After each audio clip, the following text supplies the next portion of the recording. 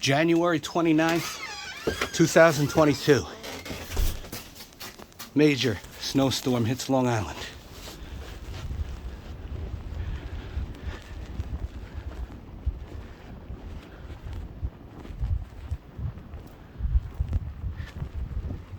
Got to be 2 feet by now.